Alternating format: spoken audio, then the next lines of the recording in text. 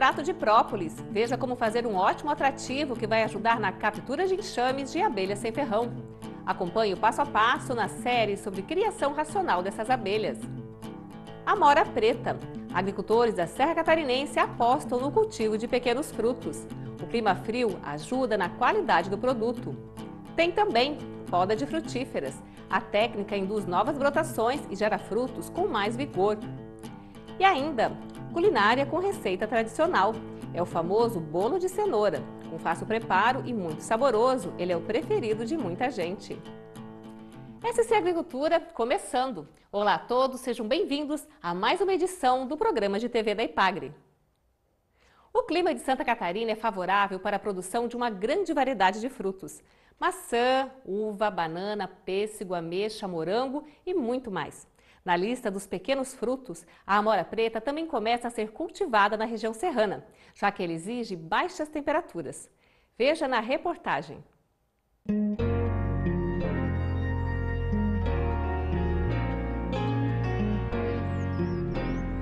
Pequena no tamanho, mas repleta de propriedades nutricionais. A amora preta é rica em vitaminas e tem funções anti-inflamatórias e antioxidantes. Doce, suculenta e muito saborosa. In natura é uma delícia, na culinária uma iguaria.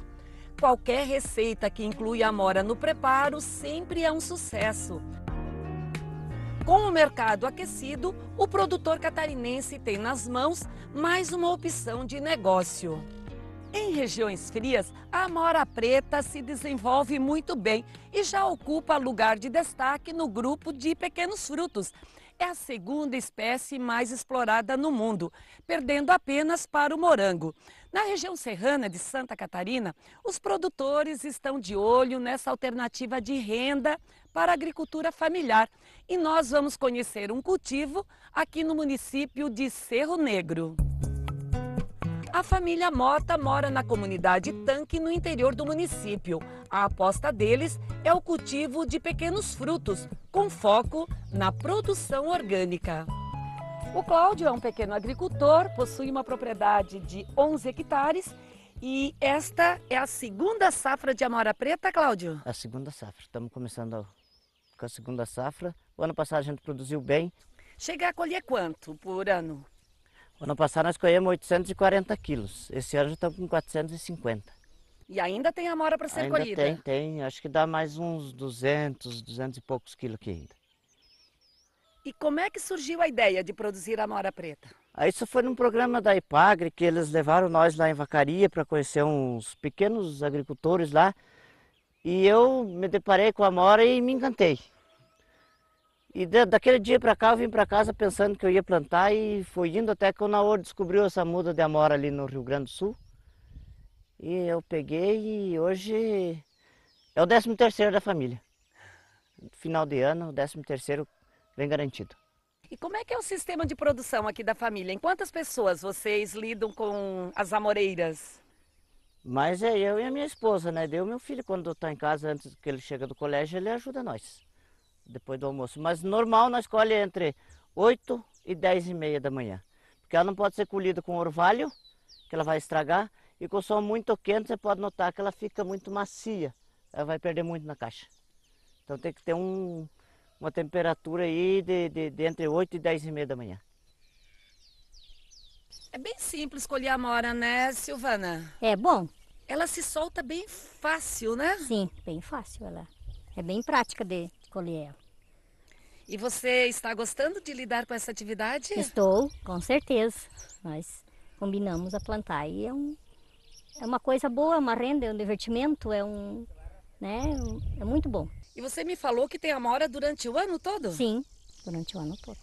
Daí eu preparo ela, congelo ela, daí a gente pode fazer suco geladinho, também pode tirar para batida, ela já está gelada. E in natura também, pode fazer um monte de coisa, ela in natura. A amora é um projeto novo aqui no município, até é o 3º ano. Nós estamos no município com em torno de 2.000 plantas e está numa fase de experiência. Mas a gente está muito contente que nós tínhamos medo de ampliar muito o projeto e não conseguir vender. E na verdade nós fomos surpreendidos. A procura da amora, se nós tivéssemos hoje o dobro de plantas e produção, a gente colocaria no mercado sem medo. E o nosso produto que nós incentivamos aqui no município, né, é um trabalho que a IPAGRE toda persegue, né, é a produção limpa, produção sem agrotóxico. Um pé de amoreira chega a produzir quanta amora? O pé da amoreira, passando de 1 quilo, já pode-se dizer que está produzindo legal. Claro, tem gente que talvez produz 2, 3 quilos, mas isso também, daí é um outro processo, é uma outra proposta. Nós chegando nesse 1,5 kg, perto de 2 quilos, para a nossa realidade e do nosso projeto, né, na questão do orgânico, tá bacana demais, tá muito bom.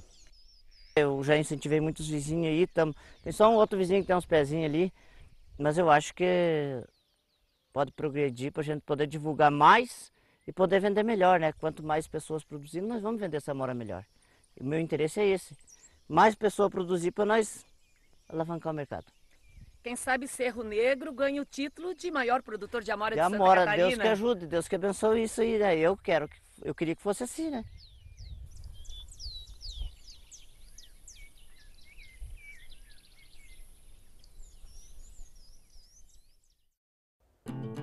No próximo bloco, as árvores do quintal estão precisando de uma revigorada?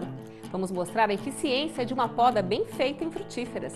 Tem também culinária com receita do tradicional bolo de cenoura.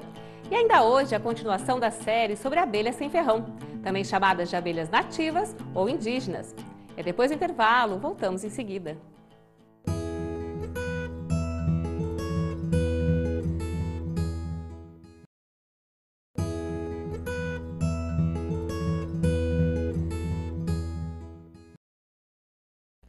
Quem tem árvores frutíferas em casa não vê a hora de fazer a colheita de bons frutos, não é mesmo?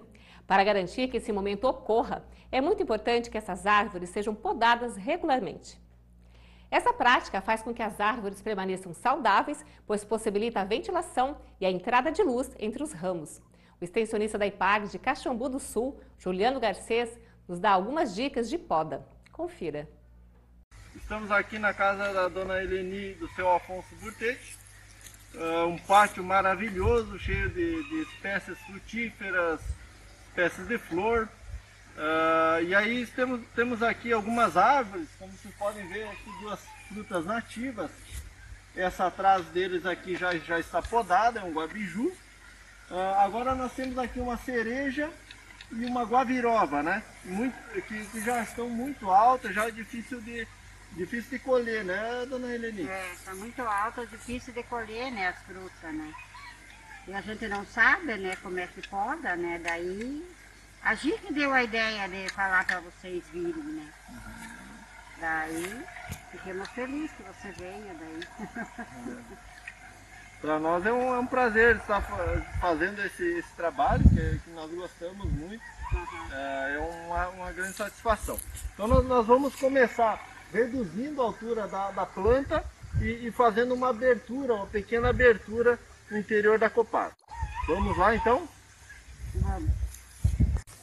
Bom, vejam aqui, ó, nós vamos limitar a altura da planta, mais ou menos nesse platô aqui, que é um platô que eu identifico que nós temos ramos aqui para todos os eixos, ó. Então nós vamos retirar aqui sempre o ramo que está aí na vertical, sempre deixando o ramo na horizontal, como vocês veem aqui, ó. Então aí o ramo fica natural. Nunca cortar um galho pela metade. Por exemplo aqui, ó. Nunca corta um galho pela metade, senão vai ficar um toco. Esse toco ele vai ficar visível, dá uma aparência mal. E também você incentiva brotações aqui ao longo do ramo. Ainda ele tem a tendência a secar a ponta principalmente. Então nós sempre cortamos na base de outro ramo, aqui ó, deixando a continuidade. Então vamos lá.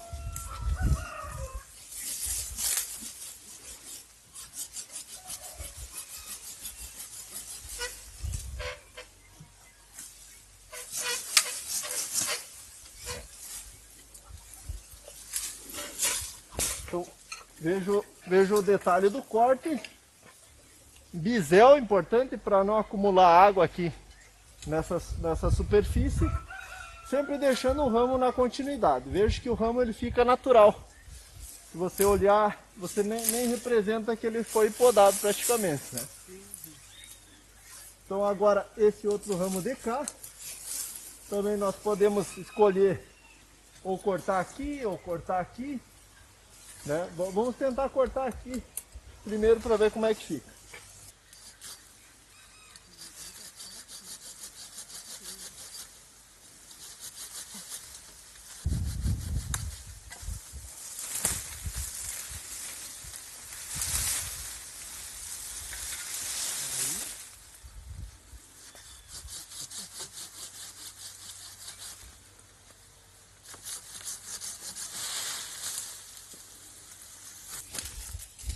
Esse ali não dá para tirar essa de baixo? Vamos analisar primeiro, né? Vejo que com 2 ramos que nós tiramos, nós reduzimos cerca de 2 metros de altura, né? Com apenas 2 ramos. Então, é importante nós olhar de longe, sempre olhar de longe, que aí você consegue ter uma vista melhor da copada, ó. Notem que aquele lado de lá está um pouco mais alto, o lado direito da planta está um pouco mais alto, né? E eu só consigo ter essa percepção me afastando da planta. Então eu vou subir lá, vou tirar um pouquinho aqueles ramos que despontam lá para ela ficar redondinha, ficar bonitinha, né?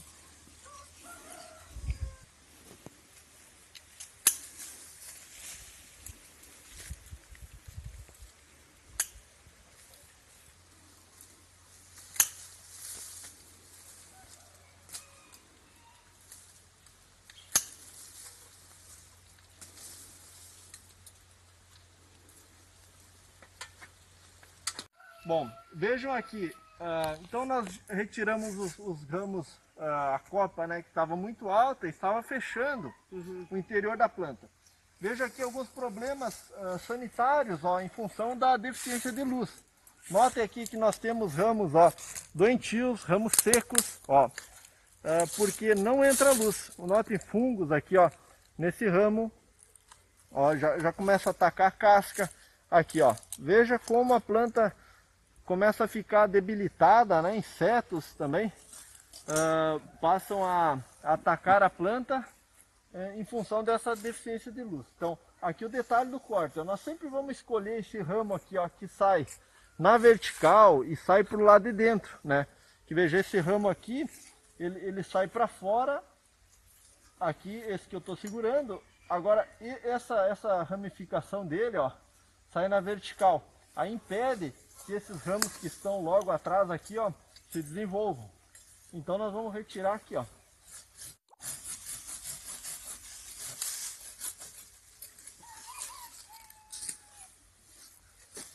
Tem um outro aqui que também sai na vertical, ó. Posso retirar ele.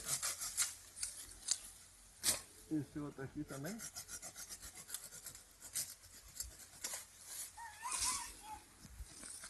Ó, então, para esse primeiro ano de condução, nós retiramos aqui cerca de 1/3 já da planta, né? Mais ou menos aí dentro do recomendado. Hora de culinária com o nosso quadro SC Agricultura na Cozinha. Algumas receitas ganham fama por serem muito saborosas e práticas. O bolo de cenoura é um desses pratos. Com várias versões, esse bolo agrada muita gente. Aprenda a receita tradicional do vídeo produzido pela extensionista social Flávia de Oliveira, da Ipagre de Descanso. Para quem nunca fez, vale a pena aprender.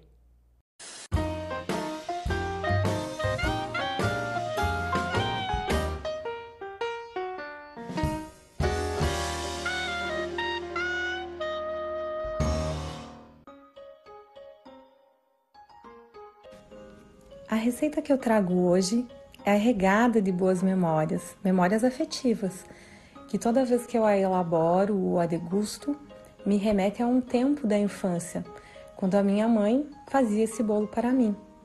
Hoje eu desenvolvo essa receita para alimentar os meus filhos. É uma receita nutritiva, simples, muito fácil de fazer e que fica realmente deliciosa. é o bolo de cenoura da vovó Nerina. Bora então para como fazê-lo e o que você vai precisar.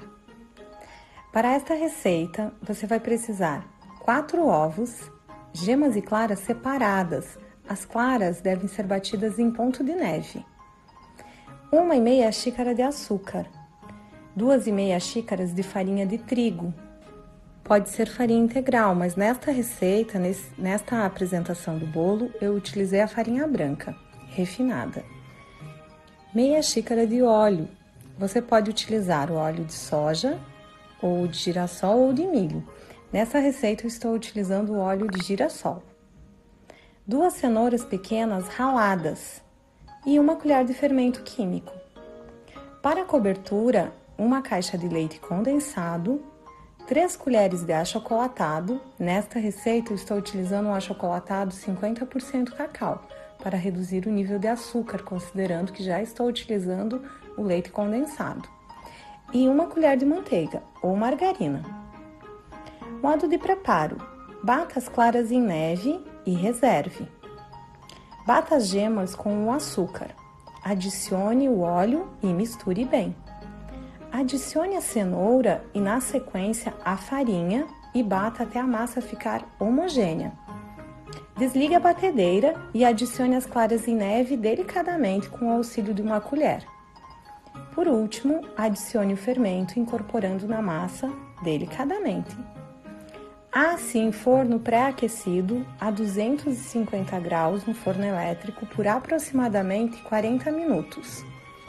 Para a cobertura, misture o achocolatado, a manteiga e o leite condensado.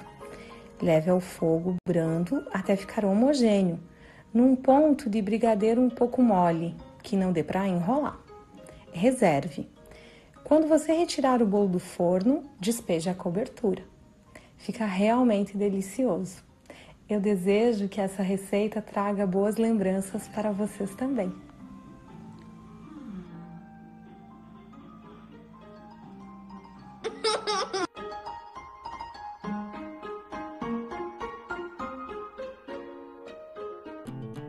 A seguir, abelhas nativas ou abelhas sem ferrão ou ainda abelhas indígenas. É a nossa série sobre essas pequenas trabalhadoras fundamentais para muitas espécies vegetais. O tema será extrato de própolis para capturar enxames. Em instantes, aqui no SC Agricultura.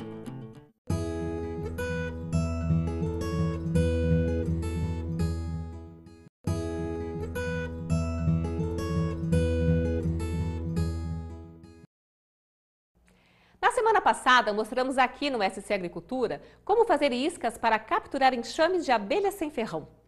Mas como atrair as abelhas para esses recipientes que vão servir de nova morada para elas? Bem, técnicos e meliponicultores perceberam que o extrato de própolis funciona como um excelente atrativo. É isso que você acompanha agora na série sobre a criação racional de abelhas sem ferrão.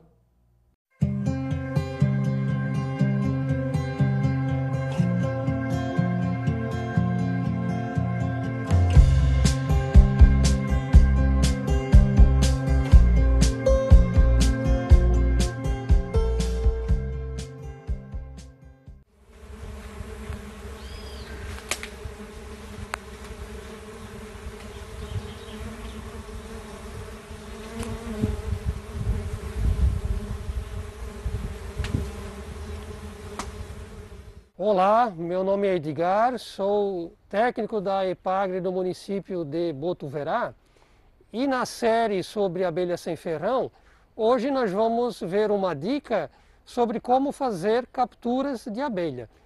Então, depois da nossa isca estar pronta, né, e isso nós já vimos em programas anteriores, então nós precisamos ter um atrativo muito bem feito para ter o êxito nessas capturas. Então, a dica da EPAGRE hoje será como nós coletamos esse própolis de colmeias e como nós confeccionamos esse extrato para ser usado como um atrativo. Bom, então aqui nós estamos com uma colmeia de mandaçaia, que é bastante comum, né, da espécie mandaçaia, e é também uma espécie que produz bastante própolis. Então é uma fonte muito interessante para nós podermos coletar esse material e também para depois fazer então o extrato, né? Então nós vamos abrir aqui com cuidado, né? Se precisar podemos usar algum equipamento para abrir a tampa, né? E nós vamos coletar esse extrato, pode ser aqui na tampa ou nas laterais, né, da colmeia. O importante é que nós não devemos bater na caixa, né? Nem com martelo, nem com outro equipamento para tentar tirar esse extrato daqui. Isso incomoda muito as abelhas, né? Uma das formas de nós coletarmos esse extrato é utilizar uma tesoura de poda, né, higienizada, mergulhada, né, no óleo de cozinha, que é um produto que as abelhas elas gostam e que o própolis ele não cola na tesoura, né? Então nós vamos aqui, ó, no começo é um pouco difícil, né? A tesoura de preferência virada do lado contrário, né? E nós vamos raspar esse própolis, ó, né?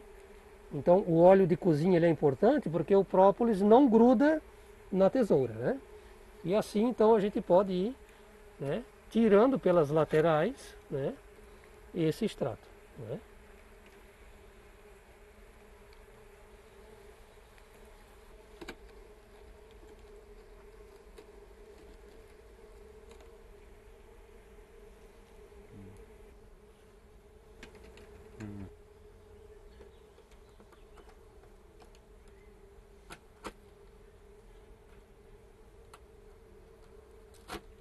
Então, dando continuidade ao nosso preparo do extrato de própolis, então nós temos aqui, né, o própolis de mandaçaia, numa peça grande, né?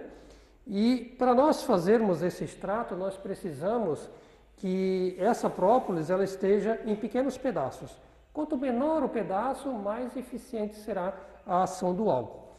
Então, nós vamos precisar de 500 gramas de própolis ou gel própolis, que é esse de mandaçaia, e nós vamos precisar de 1 litro de álcool a 70%.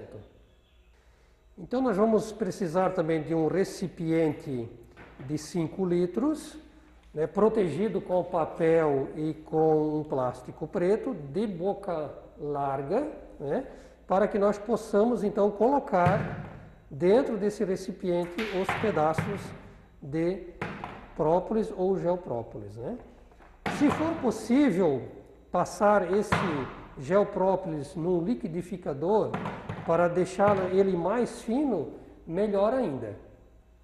Então agora eu vou finalizar com a colocação do álcool, né?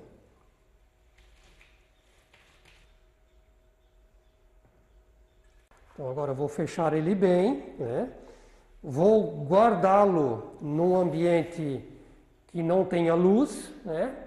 E durante um período de pelo menos 20 dias e diariamente, né, eu dou uma mexida nesse volume para que haja uma mistura, né, melhor entre o álcool e o gel própolis. Passado esse tempo, né, esse material eu passo num filtro bem fino, se possível um filtro de café, e eu vou ter então esse produto final, né, que é o extrato de própolis, para usá-lo como atrativo na captura de enxames.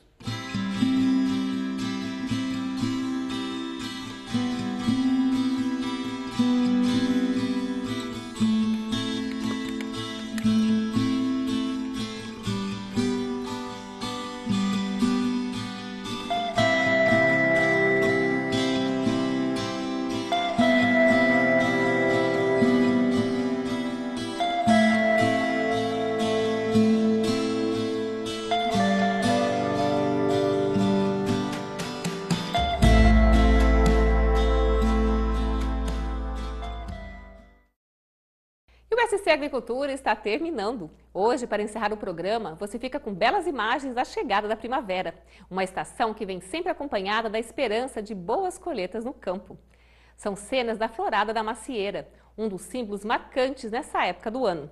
É hora das abelhas realizarem um importante trabalho de polinização. assegurando boas safras de maçã no nosso estado. Até semana que vem!